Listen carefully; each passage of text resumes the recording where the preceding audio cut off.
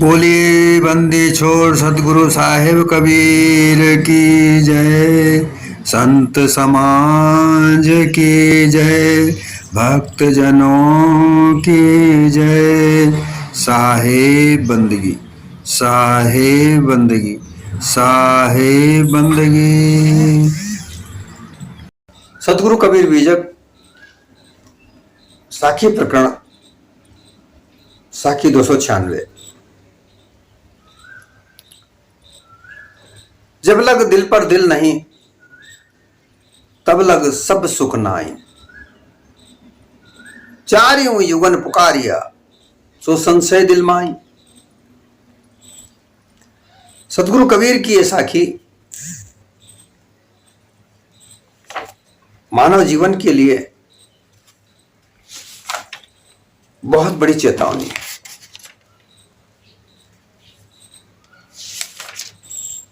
क्योंकि जो मानव है वो भूल में अपने जीवन को व्यतीत कर रहा है, भूल में जी रहा है और भूल मिटाने के बजाय वो अनुमान कल्पना की वाणियों में फंसा जा रहा है।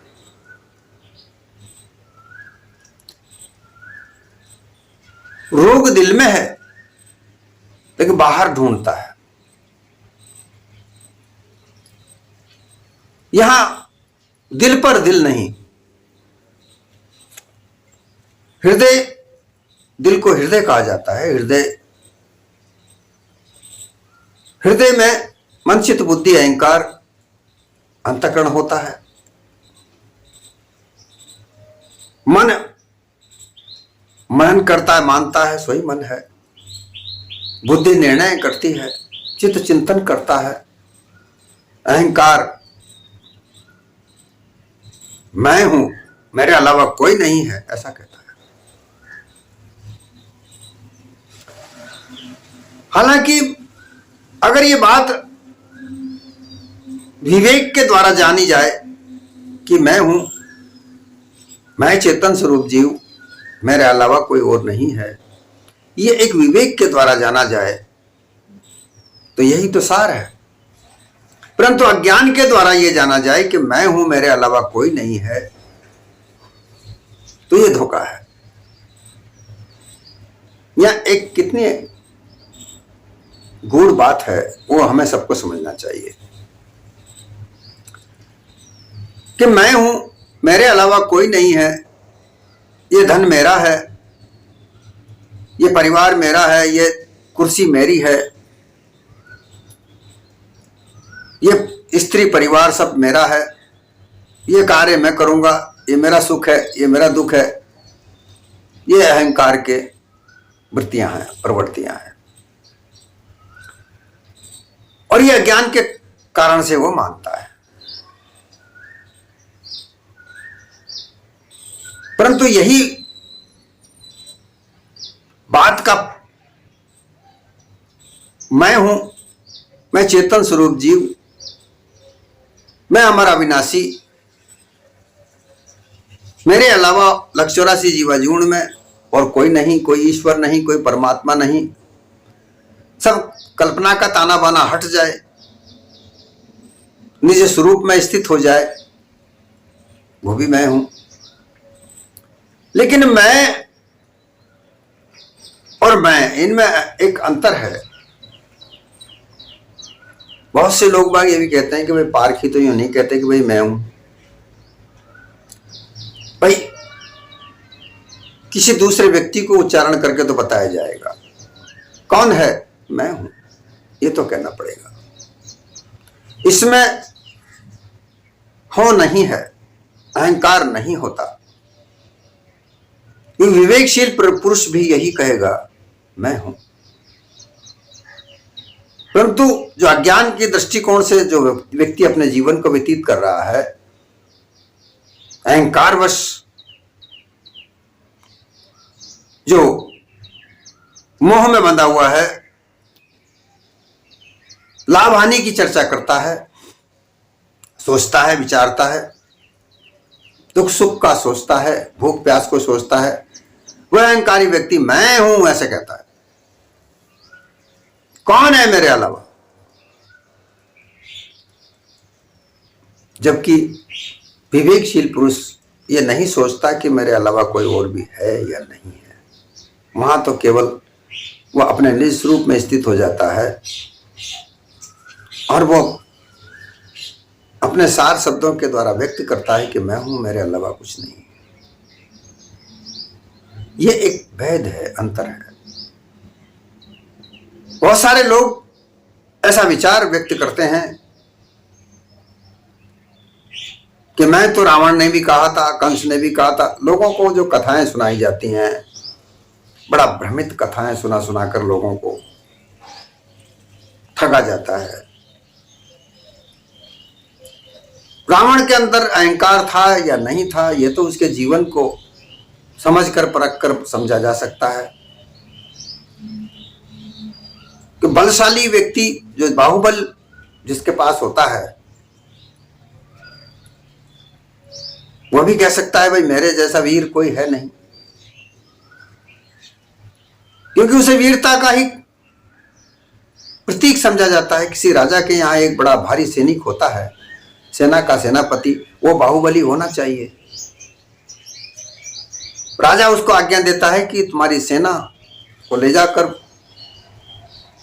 फला राज्य के ऊपर आक्रमण करना है। तो सैनिक कहता है मैं आक्रमण अवश्य करूंगा। कोई धनपति है, उसके पास बहुत सारा धन है, अगर उससे प्रार्थना की जाए भाई तुम्हारा धन परोपकार के लिए कार्य कर लो, तो कहता अवश्य, मैं परोपकार में मेरे धन को अवश्य लगाऊंगा, मैं मेरे धन को अवश्य लगाऊंगा। लेकिन अगर अज्ञानवश वो रहता है तो क्या मेरा धन है, मैं कैसे क्या करूंगा, ये मैं कैसे खर्च करूंगा। तो ये एक ज्ञान और अज्ञान का असर होता है।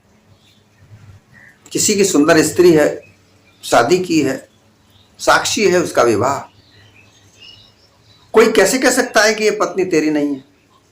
लेकिन फिर भी वो अहंकारी वश, जो ज्ञानी वश जो आदमी है, वो अपनी अपनी बात को बार बार कहता है ये मेरी पत्नी है।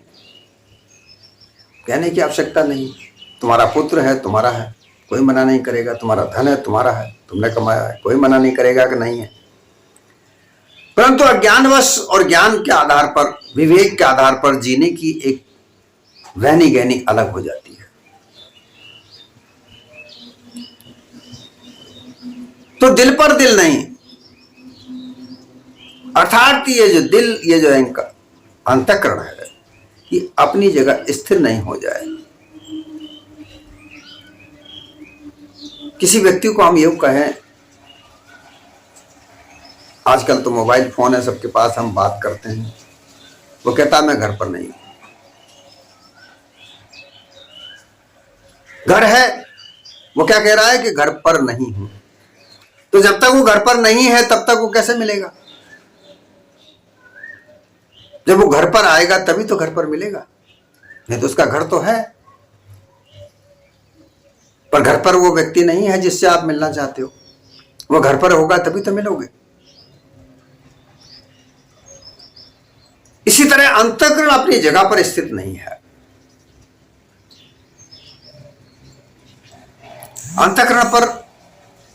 अंतःकरण अपनी जगह स्थिर नहीं है, अर्थात अज्ञान के आधार पर, अविद्या के आधार पर मन बाहर आनंद प्राप्त करता है, क्योंकि मन को आनंद प्राप्त करना होता है, एक क्षण भी आनंद के बगैर नहीं रहता। अहंकार अपना अहंपना, अपना अभिमान बाहर की वस्तुओं पर बताता है। बुद्धि बाहर संसार को देखकर निर्णय करती है, संसार को देखती है आंखें, रूप, सुंदरता, अलौकिकता, प्रकाश, अंधेरा, ये सब जो आंखें देखती हैं, उस आंखों का भास मन के द्वारा होता हुआ बुद्धि तक पहुंचता है, वो उसी का निर्णय लेती है। उस निर्णय को चित्त अध्यास बनाता है, उसी का चिंतन करता है। किसी मंदिर में गए, वहां मूर्ति है, उस मूर्ति के रूप को देखकर मन प्रसन्न हुआ, वो प्रसन्नता बुद्धि तक पहुंची, उस प्रसन्न बुद्धि तक उस प्रसन्नता को लेकर चित्त में गया, चित्त उसी का चिंतन करने लगा।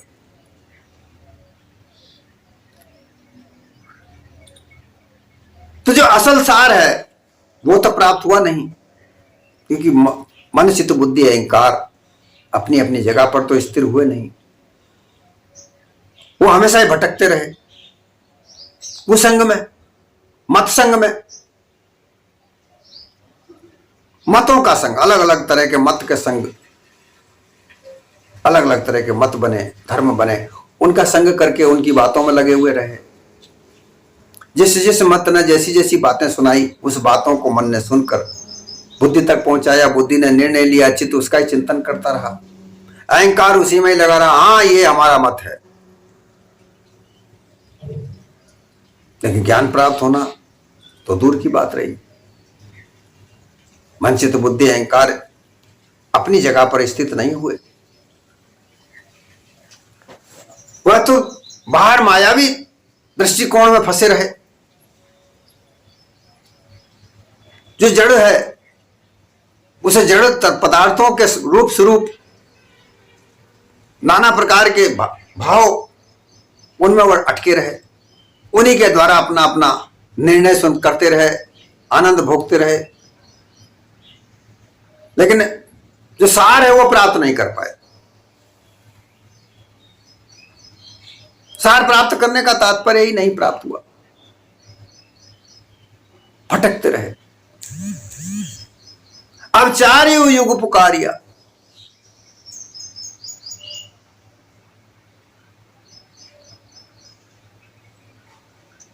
जब लग दिल पर दिल नहीं, दिल अपनी जगह पर, हृदय अपनी जगह पर तो हुआ ही नहीं। तो जब तक ये हृदय अपनी जगह पर स्थित नहीं हो जाता,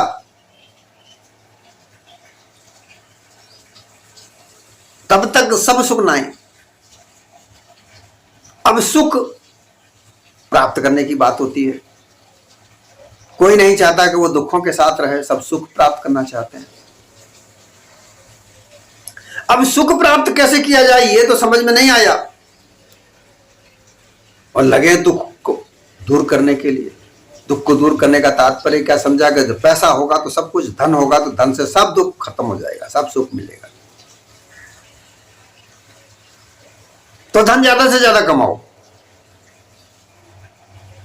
लेकिन वो ये नहीं समझ पाए कि ज्यादा धन कमाने में हमें दुख मोल लेना पड़ रहा है। ये तो भूल ही गए। किसी के निवाले को छीनकर तुम खुद खाओगे तो किसी एक व्यक्ति को तो भूखा मरना पड़ेगा ना। ये तुम्हारे दिल में दया नहीं है कि दूसरे की रोटी को छीनकर हम खा लें।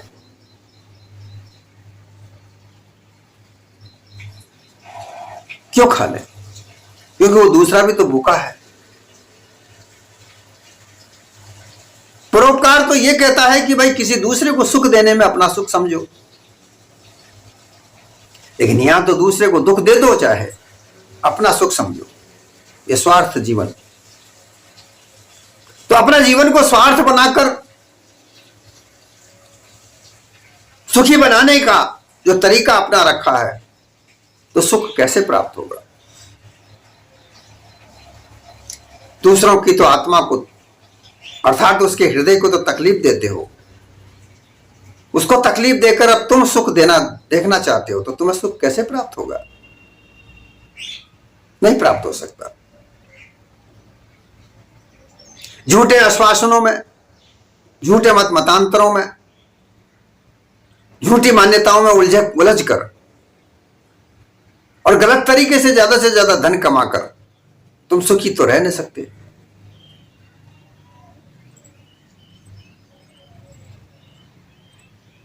यहां काल्पनिक वाणियां बनाकर संसार में फैलाकर लोगों को गुमराह किया गया।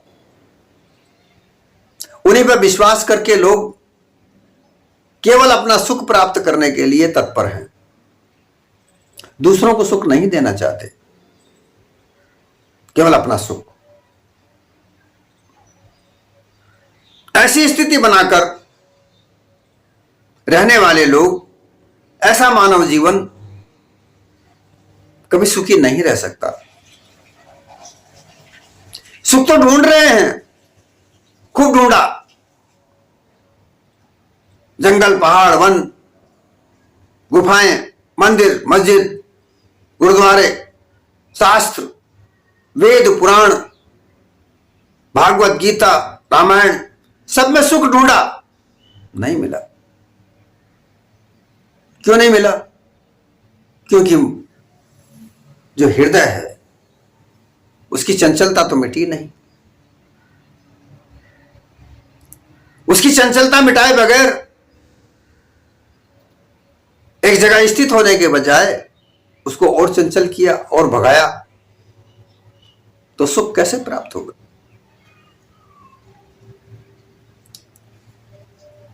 बनावटी बातें बनाने में कम नहीं है। दुख का कारण क्या है, उसका रोग क्या है, उसकी दवा क्या है, यह तो ढूंढी नहीं। अनुमान कल्पना से 4 युगों की रचना कर दी, 4 युग पुकारिया। ना तो कोई द्वापर था, ना सतयुग था, ना कलयुग है। ये सब काल्पनिक कहानियां गढ़ी गई हैं।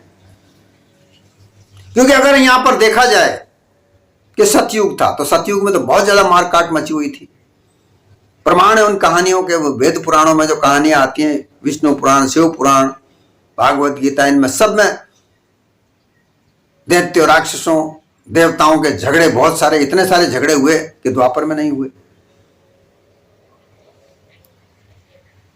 जो द्वापर में झगड़े हुए वो त्रेता युग में नहीं हुए। तो कैसे सतयुग हो सकता है? सतयुग का तात्पर्य तो यह होता है कि जहां सत्य ही सत्य का पसारा हो, ना कोई झगड़ा है, ना फसाद, जहां मानवता ही मानवता हो, सौहार्दपना हो, साधारण जीवन हो, मानवीयता जहां प्रसार हो, वो सतयुग है। लेकिन ऐसा सतयुग में कहीं भी नहीं मिलता कि जहां सुख शांति प्राप्त हुई हो। लेकिन लोगों ने गुमराह करके उनके शास्त्रों को लिख लिख कर, वो फला देवता ने आकर के उसको मार दिया, तो तुम क्या कर रहे थे भाई? और आज भी वही कहानियों को लेकर के लोगों को सुनाया जाता है, समझाया जाता है कि वो मारेंगे, तुम क्यों नहीं मार सकते? जब वो मारने वाले ऐसे हैं तो तुम क्यों झगड़ा करते हो? तरह तरह के देवताओं की बातें करते हैं कि वो देवता ऐसा मार देगा, वो ऐसा कर देगा, वो वैसा कर देगा, तो तुम क्यों लड़ाई झगड़ा करते हो आपस में?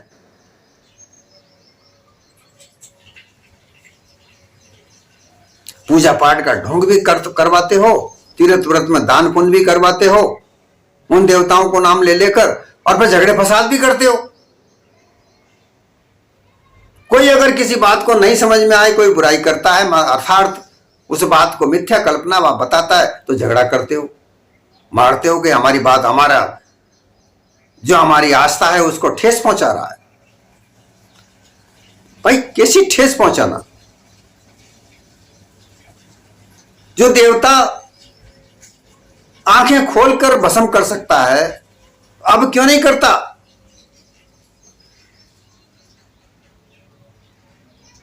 जो देवता कहीं मल में से निकालकर पृथ्वी को ला सकता है, तो अब क्यों नहीं गरीबी मिटा सकता? लेकिन ये सब 4 युगों की कहानी, अनुमान कल्पना की वाणियां, धर्म ग्रंथ, धर्म के नाम पर जो ग्रंथ लिखे गए, धर्म लिखा नहीं जाता, धर्म तो समझा जाता है, परखा जाता है, और उसके आधार पर जीवन को बनाया जाता है। धर्म दया है, दया का मूल है धर्म। जहां दया है वहीं धर्म होता है, और जहां निर्दयता हो वहां अधर्म है। क्योंकि वहां ऐश्वर्यपना है, स्वार्थपना है, अपना निज का सुख है, वहां दिल पर दिल नहीं है।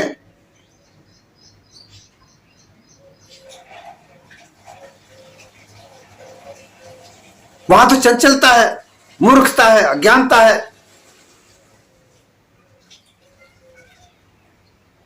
चित्त भंग है, बुद्धि संशयग्रस्त है, मन में अज्ञान है, अहंकार के साथ में अविद्या है। ऐसी स्थिति में सुख कैसे प्राप्त हो सकता है? नहीं होगा।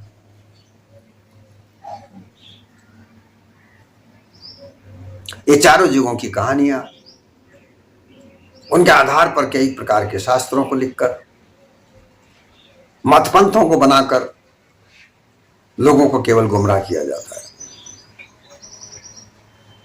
हृदय को अपनी जगह पर स्थित करने की तरीके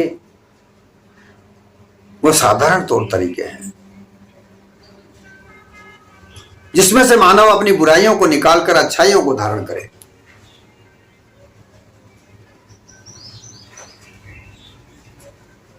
जब तक यह नहीं हो सकता,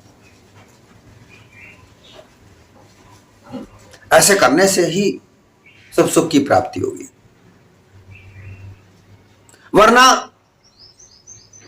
ये संसार दुखों का ही कारण है। इसमें दुख ही दुख है। चाहे कितना ही धन कमा लो, धनवान हो जाओ, ऐश्वर्यशाली हो जाओ, बड़े व्यक्ति बन जाओ, ज्ञानी गुणी हो जाओ, लेकिन दुख तुम्हारा पीछा नहीं छोड़ने वाला। क्योंकि तुम्हें दुख तो प्राप्त करने की तरीके अपनाए हैं। तुम्हें तो दुख का प्राप्त करने का ही तुमने तौर तरीका अपनाया है, वैसे ही कार्य किए हैं, तो सुख कहां से प्राप्त होगा? चंचलता तुम्हारे रोम रोम में बसी पड़ी है।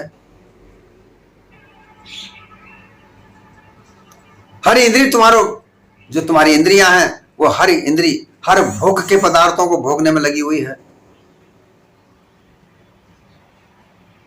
तो कैसे सुख प्राप्त होगा तुम्हें?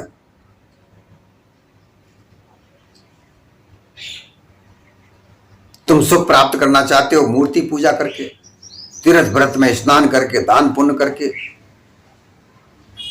वहां सुख प्राप्त नहीं। सुख प्राप्त है अपने आप को समझने में, तुम्हारी कहानी समझने में कि तुम क्या गलती कर रहे हो, तुम्हारी गलतियां क्या हैं। मानव जून में आकर के तुम मानव जैसे कार्य कर रहे हो या नहीं कर रहे हो। बार बार सतगुरु कबीर ने कहा, मानव मानव सभी कहावे, मानव बुद्धि कोई बिरला पावे। मानव देह में रह करके तुम पशु की तरह कार्य कर रहे हो। पशुओं का कार्य स्वार्थी कार्य है, केवल अपने लिए जीने का कार्य।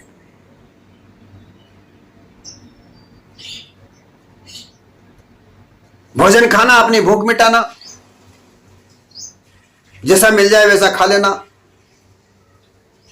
भोजन खाने के लिए लड़ाई झगड़े करना, एक दूसरे को भगाना, वो भोजन जो मिले उसे अपने आप को चट करना, कोई दूसरा आ जाए उसे भगाना, मारपीट करना,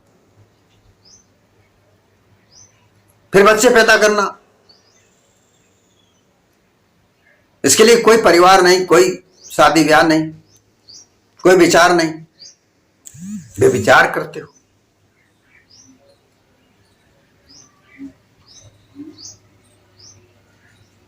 अपने आप को सुंदर रखना, जैसा शरीर है वैसा बनाकर रखना। पशु भी बनाता है, कोई धूल में नहाता है, कोई कीचड़ में नहाता है, कोई पानी में नहाता है।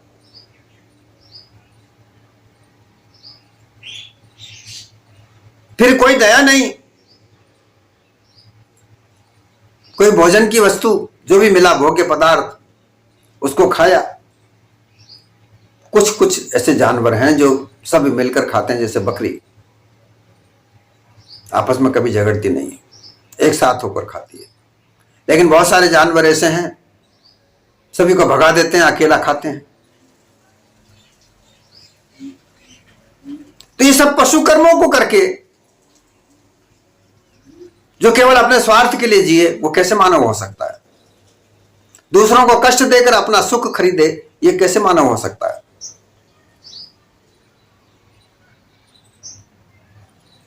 केवल अपने लिए जीना, अपने परिवार का पालन पोषण करने के लिए जीना, दूसरों को दुख दे देना, कभी भूखों को खाना नहीं खिलाना, प्यासा हो तो पानी की पिलाने की क्षमता नहीं रखना। ऐसा करके मानव कैसे हो सकता है?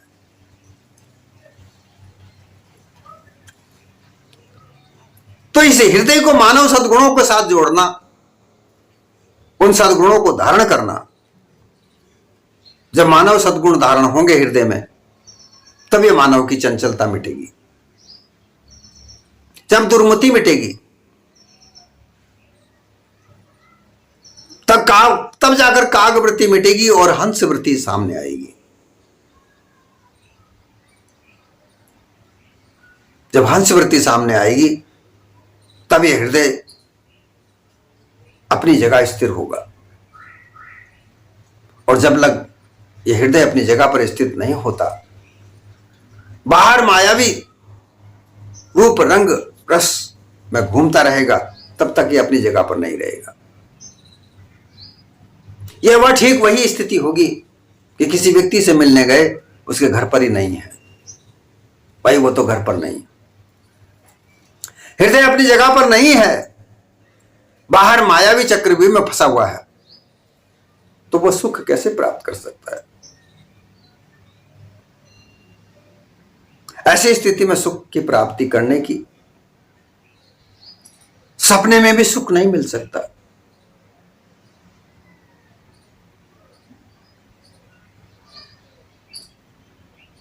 अगर सच्चा सुख चाहते हो, ज्ञान का मार्ग चुनो। अज्ञान का मार्ग समाप्त करके ज्ञान का मार्ग चुनो। निज बोध का ज्ञान प्राप्त करो। तुम्हारे अपने आप को जानने की उस धारणा को धारण करो, जिससे तुम्हें निज अपने आप की जानकारी प्राप्त हो। अनुमान कल्पना की वाणियां सुन सुनकर काल संधि झाई में पड़ोगे, वहां कहीं भी तुम्हें सुख प्राप्त नहीं है। अपने आप को समझने की, जानने की प्रयास करने के लिए सत्संग करो, पारखी संतों का संग करो, उनके साथ उठो बैठो, उनकी सेवा करो। वो दया करके तुम्हें भेद बताएंगे। बार बार प्रार्थना करो, क्योंकि पारखी संत होते हैं, वो भांड की तरह चिल्लाते नहीं फिरते, वो प्रसार प्रचार नहीं करते, शांत रहते हैं। उनके सामने प्रार्थना करनी पड़ती है। जब प्रार्थना करते हैं, कृपा करके वो भेद बताते हैं। ऐसे संतों का संग करो। उसके पीछे उनके लिए परोपकार होता है, क्योंकि जब तक दिल पर दिल नहीं, अर्थात पारखी संतों के हृदय में तुम जब तक नहीं बस जाओ, तब तक पारखी संत तुम्हारे ऊपर कृपा नहीं कर सकते। यहां बात एक निकल कर यह आती है, पारखी संतों का हृदय निर्मल होता है, कोमल होता है। उस हृदय में बसने का तरीका है कि अपने हृदय को एकाग्र करके उनकी सेवा में लगा दो। जब तुम उनकी सेवा में लगाओगे, वो कृपा करके तुम्हें भेद बताएंगे, और उस भेद से तुम अपने निज स्वरूप को प्राप्त कर पाओगे। जब वो भेद तुम्हें प्राप्त हो जाएगा, निज स्वरूप की तुम्हें प्राप्ति हो जाएगी, तब तुम्हारा हृदय अपनी जगह पर स्थित हो जाएगा। क्योंकि निज स्वरूप की प्राप्ति होने के बाद फिर किसी और वस्तु की प्राप्त करने की आवश्यकता नहीं रह जाती, कहीं भटकने की और आवश्यकता नहीं रह जाती, घर से बाहर निकलने की कोई आवश्यकता नहीं रह जाती, कहीं भटकने की आवश्यकता नहीं रह जाती। जो भी कुछ प्राप्त होगा हृदय में ही प्राप्त हो जाएगा। इसलिए यह प्रयास करने के लिए साहब ने कहा कि जब तक दिल पर दिल नहीं, यह हृदय अपनी जगह पर स्थित होने के लिए प्रयास करो। इसकी चंचलता मिटा दो। दूसरा, हमसे कोई अलग कोई और है, ये हृदय को वहां पर मत लगाओ, दूसरी जगह मत भेजो। जो भी कुछ है तुम्हारे हृदय के अंदर ही सब कुछ है, यहीं प्राप्त होगा तो यहीं सुखों की खान मिलेगी। इसके अलावा कहीं और दूसरी जगह कोई सुख प्राप्त नहीं होता।